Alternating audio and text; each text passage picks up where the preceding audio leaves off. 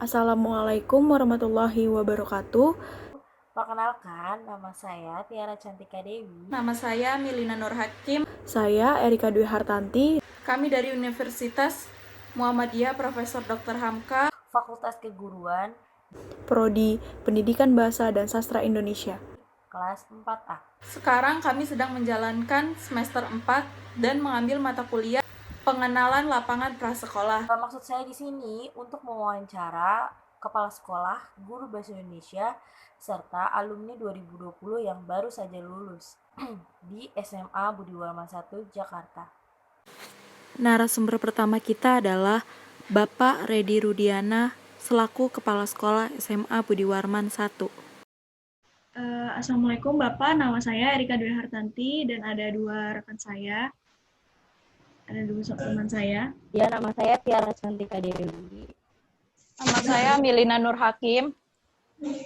Kami dari Universitas Profesor Dr. Hamka, lebih tepatnya dari Fakultas Pendidikan Bahasa dan Sastra Indonesia. Ya, maksud saya di sini ingin mewawancara Bapak agar kami tahu gitu bagaimana perkembangan sekolah saat pandemi dan sebelum pandemi. Jadi kepala sekolah sebelum pandemi dan sesudah pandemi gitu?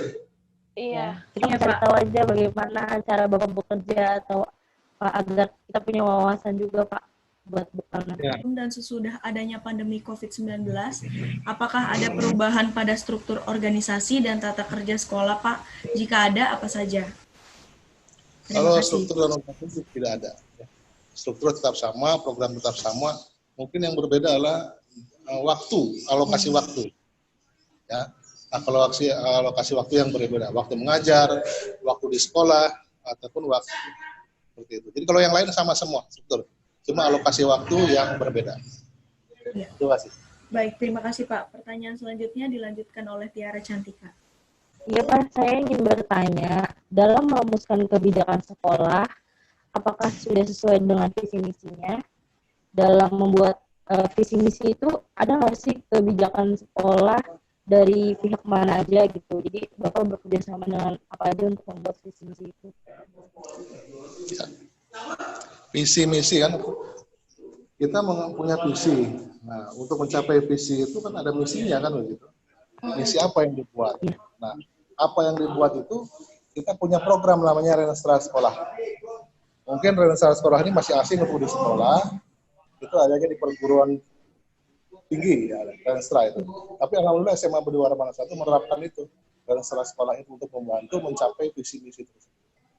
Apa saja yang dilakukan untuk visinya tercapai, misinya apa yang dilakukan itu namanya Renstra. Ya. Jembatan untuk mencapai visi misi namanya Renstra. Ini program lagi ya, setelah rapat kerja kita sekolah mengadakan rapat kerja, kita juga mengadakan Renstra namanya. Program untuk mencapai visi misi supaya tercapai seperti itu.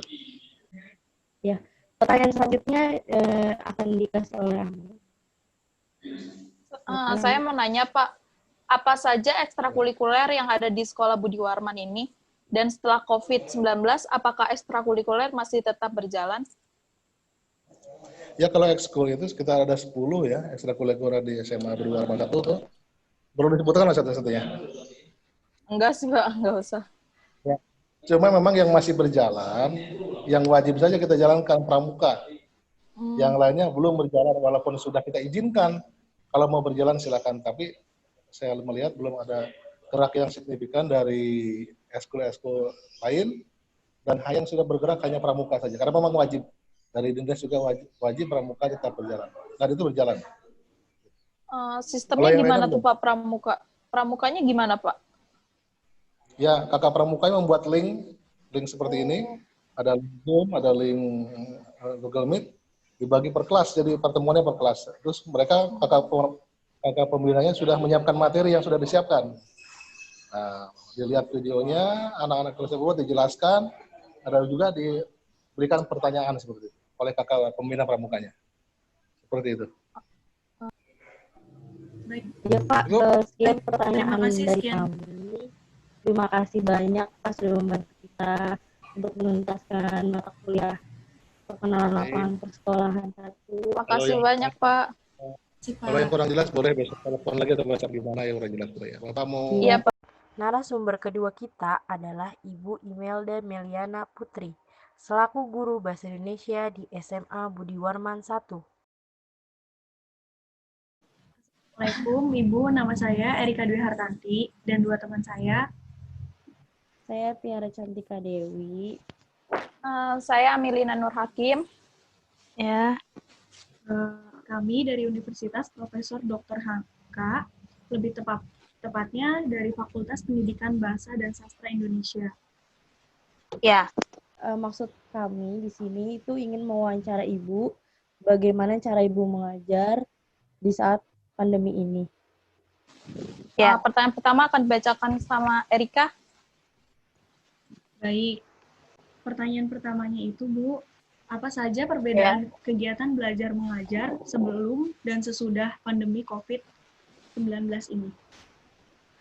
Ya, perbedaannya banyak ya, terutama tentunya dalam media. Biasanya kan kalau pembelajaran bahasa Indonesia, kalau tatap muka secara langsung itu kan kita langsung aja bertemu dengan siswa kan, misalnya langsung suruh baca atau menulis, langsung suruh meringkas, membuat peta konsep.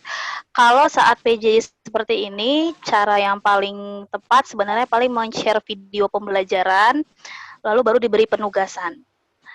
Tuh, kenapa seperti itu? Karena memang kita melihat dari kondisi juga ya kan, kalau setiap hari Zoom, nah setiap hari Zoom terus itu kan juga durasinya kan singkat, dipangkas jamnya. Kalau jam pembelajaran sebelum PJJ itu 1 JP 45 menit. Nah, setelah PJJ menjadi 30 menit. Nah, itu kan singkat, lebih singkat, makanya gimana caranya kita bisa mensiasati. Baik, terima kasih Bu. Pertanyaan selanjutnya Ya, sama. akan dilanjutkan oleh Tiara Cantika. Ya, pertanyaan selanjutnya yaitu, seperti yang kita semua ketahui, literasi itu kan sangat penting untuk meningkatkan sumber daya manusia, terkhususnya itu kayak minat dan baca. Ada nggak di sekolah itu ada nggak sih Bu penerapan literasi? Dulu waktu zaman saya kan ada setiap minggu di hari Jumat. Sekarang masih ada nggak? Masih ada, jadi sistemnya masih sama, terutama apalagi yang kelas yang saya ajar, itu kan durasi untuk bahasa Indonesia itu kan seminggu 4 jam pembelajaran ya, 4 JP. Nah, dari 4 JP itu misalkan Selasa Kamis, nah Selasa 2 jam, Kamis 2 jam. Hari Selasanya itu biasanya untuk literasi, misalkan ya, literasi itu nggak lama, paling hanya sekitar 5-10 menit, lalu ada laporannya. Jadi sebelum pembelajaran, kayak tadarus aja, sebelum memulai pembelajaran ada literasi, tapi khususnya di jam saya, gitu.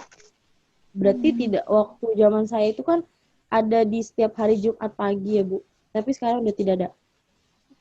Oh, kalau Jumat pagi itu ada juga tetap, cuma maksud saya tambahin kadang, ya saya tambahin. Kalau itu kan namanya selama pandemi, selama pandemi masih berjalan atau tidak? Kalau programnya secara eksplisit ya, secara jelas, itu memang tidak ada. Tetapi saya menyisipkan di materi pembelajaran. Misalkan anak-anak suruh menyimak video, lalu membuat laporan. Itu kan bagian dari literasi juga kan? Literasi digital. Pertanyaan selanjutnya akan dilanjutkan oleh Ami. Pertanyaan selanjutnya, kan pelajaran daring sangatlah membuat siswa-siswi bosan, Bu. Apa sih yang Ibu lakukan untuk menghidupkan suasana pada saat kelas daring agar siswa-siswi tidak merasa bosan? Ya, pertama saya kasih kuis dulu. Biasanya anak-anak itu sukanya kuis yang kata baku, tidak baku. Pokoknya yang kayak kata-kata yang ini sesuai nggak dengan bahasa Indonesia. Nah, itu biasanya anak-anak cepet ngerjainnya. Ada kuis dulu, jadi nggak setiap hari ada tugas. Kalau saya selalu menerapkan itu, tidak setiap pertemuan ada tugas.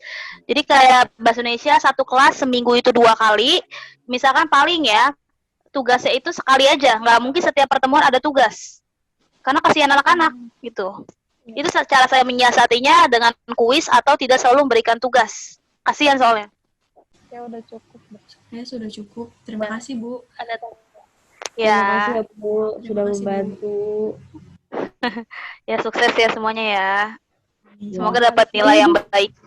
Ya. Saya mau Amin. tanya nih, Narasumber ketiga kita adalah Muhammad Abdul Aziz, selaku alumni angkatan 2020 di SMA Budi Warman 1. Assalamualaikum warahmatullahi wabarakatuh. Kami dari Universitas Profesor Dr. Hamka, lebih tepatnya dari Fakultas Pendidikan dan Sastra Indonesia. Saya Amilina Nur Hakim dan ada dua teman saya. Saya Rika Dwi Hartanti. Saya Tiara Cantika Dewi. Kami di sini ingin mewawancara Aziz karena alumni 2020 di SMA Budi Warman 1. Iya, Itu ya jurusan apa kalau boleh tahu? jurusan IPS, Kak. Oh, IPS. Ya saya juga alumni tapi 2018. Terus di sini kita ingin mewawancara siapa Aziz, itu ingin nanya-nanyakan gimana sih perasaannya semenjak perbedaan antara ada COVID sama sebelum ada COVID. Terima kasih buat waktunya, menyempatkan waktunya. Iya, langsung aja ya. Kedengeran kan ya? Kedengeran nggak? Ya, oke. Langsung aja ya. Pertanyaannya itu yang pertama itu, selama pandemi, Aziz tuh belajar di rumah. Apakah belajar di rumah menurut Aziz efektif atau kurang efektif? Menurut saya sih kurang sih, Kak.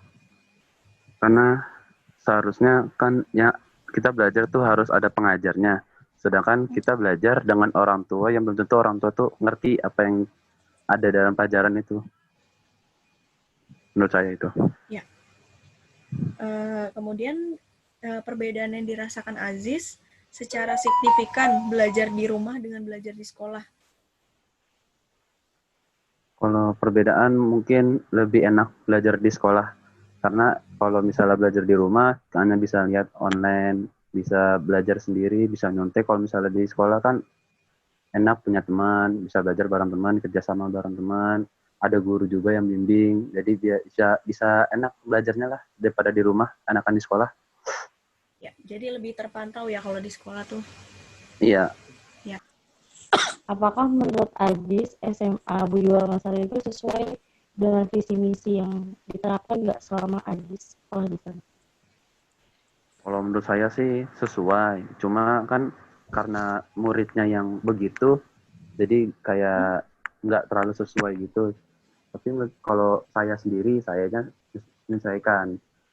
Saya, teman-teman saya, teman sekelas saya. Tapi kalau kelas-kelas yang lain saya kurang tahu. Tapi guru-guru di sana tuh berupaya gitu nggak, kayak biar anak-anaknya itu mengikuti visi misinya. Kayak misalnya kayak waktu itu saya pas terakhir di sana itu kalau misalnya setiap pagi itu selalu dicek di depan sama kepala sekolah. Sekarang masih ada atau enggak? Masih, Kak. Jadi setiap hari kepala sekolah masih mantau, terus harus tadarus. Ntar kalau terlambat suruh tadarus di depan, kadang ke guru piket. Kalau hari Jumatan dipanggilin cowok-cowoknya satu persatu naikin ke atas, guru naik ke atas, pantau lantai 3, lantai 2, lantai 1 dicari. Jadi biar pada sholat Jumat semua gitu, Kak. Saya banyak kegiatan di SMA Budi Warman 1 yang paling berkesan, terus yang menjadi ciri khas Budi Warman 1 itu ada nggak? Menurut kalau menurut saya sih ada, Kak, Paskibra tuh. Paskibra. Oh, kamu Paskibra? Saya nggak Paskibra, saya Rohis, Kak. Tapi kalau menurut saya Paskibra lebih menonjol gitu, Kak, dari lomba, terus kegiatan sering, latihan juga sering, kan lomba sering-sering ikut. Ya, kalau menurut saya sih itu lebih menonjol.